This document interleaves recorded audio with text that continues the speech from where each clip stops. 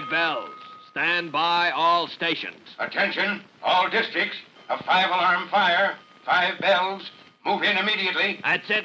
Let's roll. Let's go. Firefighters.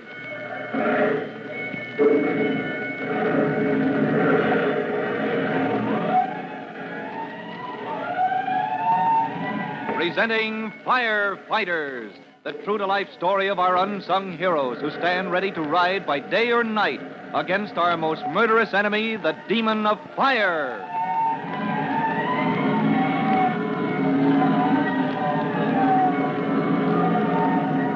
In just a minute, we'll take you to the scene of the fire at the waterfront. The fire under the old wooden dock, which was extinguished by Tim Collins, rookie fireman, and Lieutenant Greenspan when they worked their way under the dock with a rowboat. But before we join Tim Collins, here's a message for you.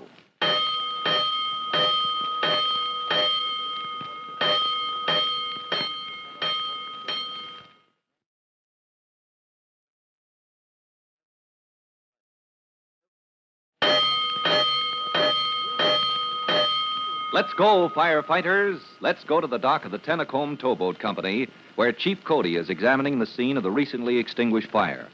Just a moment ago, you remember, the engine men were ordered to take up their hose lines, and the truckmen set to work replacing the planks they had torn up in the hour-long search for the fire that was eating its way through the beams far below the surface of the dock. But Chief Cody could find no clue to the origin of the mysterious fire until Tim Collins touched his arm and then said, Chief Cody, look over there. Where? Out there?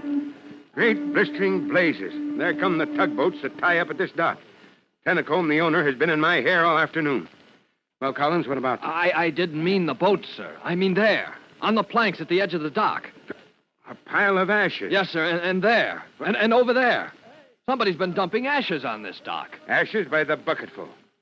Collins, have you ever been aboard one of those tugs? Me? No, sir. Well, I have. They don't have galleys for cooking like larger boats, but there's a little coal stove for coffee and snacks. Well, then they've been dumping the ashes overside, but why not into the water? Why here, on the dock? Because some people don't seem to have the judgment to empty a bucket of hot ashes in safety, even if it had directions printed all over it. Huh. Well, somebody ought to hear about this, Chief Cody. Somebody will. Collins, get me Tennacombe. Who, sir? Tennacombe. You'll find him in those offices over there, the towboat company headquarters. Yes, sir. That man has been raising the roof. He was out here on the dock blasting us up and down because we took so long to find his fire and put it out. Now I'd like to do some talking myself. Get me Tennacombe if you have to bring him out here under your arm. I'll go right up there, right away, sir.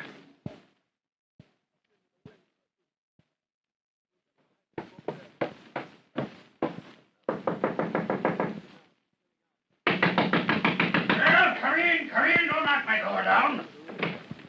I'm looking for a Mr. Tennacombe. Fireman, or fireman. Now what is it? Are you Mr. Tennacombe? Of course I am. Who else would I be? And those are my tugboats out there. I saw them. Mr. Tennacombe... Look here. Look out this window. Well, yes, that's quite a view. Quite a view. You know what that view is costing me?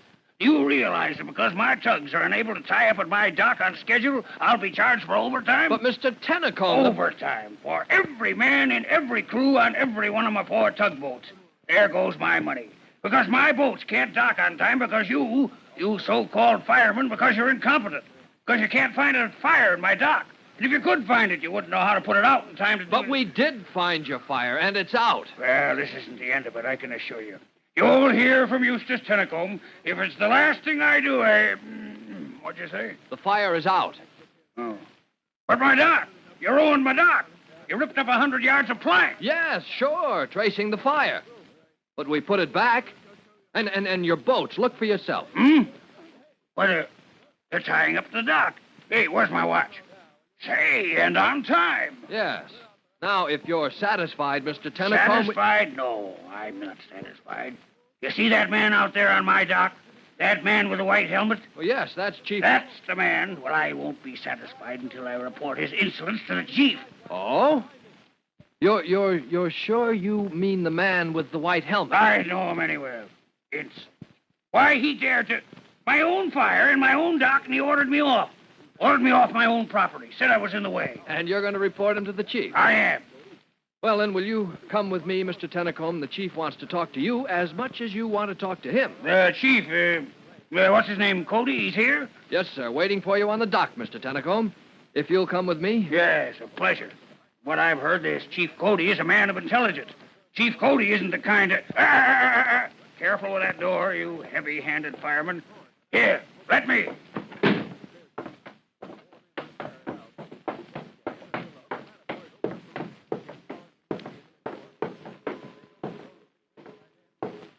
All right, boys, that's all.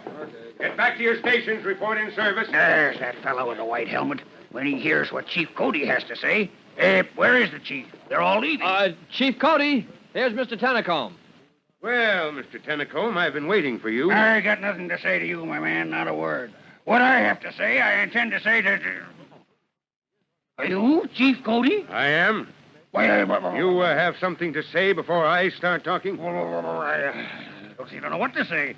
And that's never happened before. A while ago, you had plenty to say about incompetence. Well, after all... Mr. Tennacombe, we spent almost an hour tracing that fire.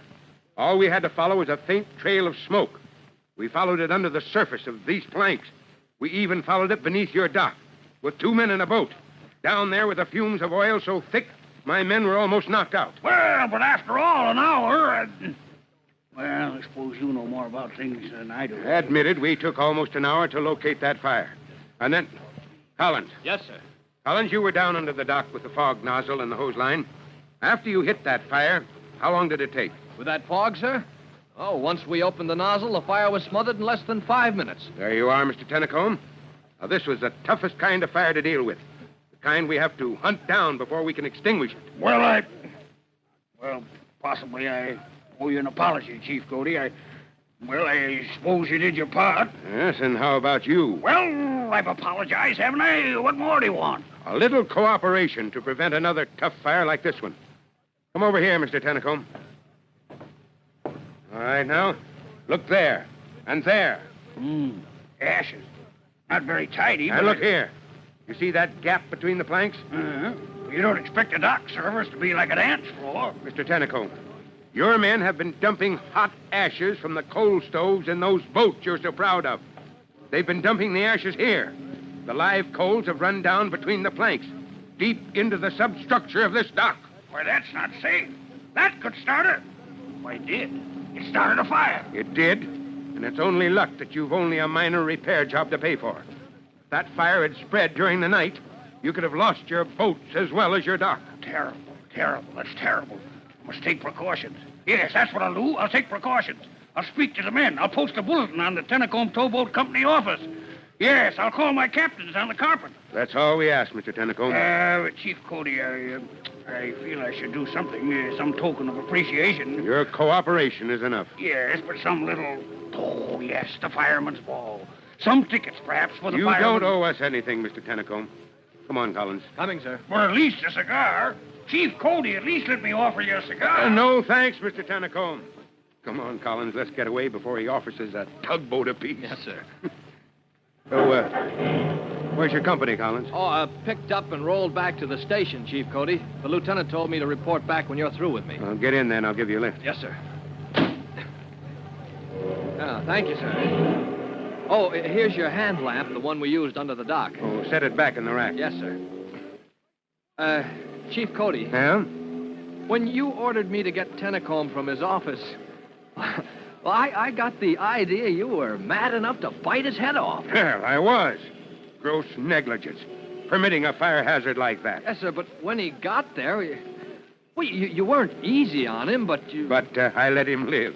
Is that what you don't understand? Well, with all his complaints... Well, Tim, I'll tell you. It's funny about this business of ours, this firefighting.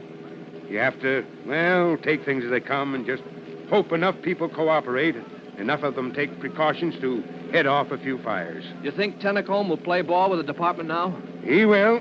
Yes, the department has plans for Mr. Tennacombe. Plans? I hadn't heard about that. No, because it just came to me. But I've got plans for Mr. Tennacombe and his tugboats. And you're going to help me put them across.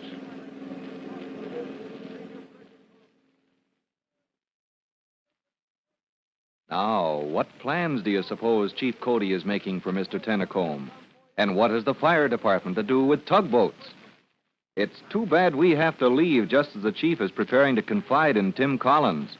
But you'll be in on the secret before long if you listen to our next true-to-life episode of The Firefighters. In just a moment, Chief Bob Cody will tell you boys and girls how you can help the firefighters in your own town. But first, here's a message you ought to hear.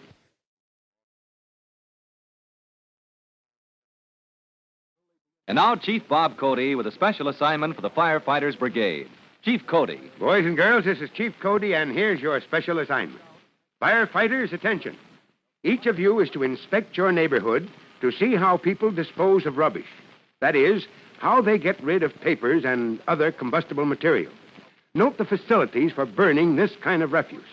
Remember, an incinerator should be covered and should be of a type that prevents flaming scraps of paper from spreading around the yard. Note the facilities of this nature in your neighborhood, because one faulty incinerator may be a fire hazard to a dozen homes. That is all, and goodbye for now. Fire Chief Cody and the young rookie fireman Tim Collins will be back on the same station the next time you hear...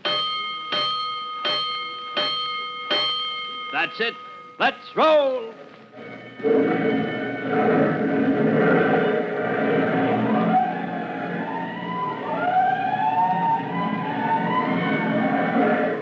Let's go, firefighters!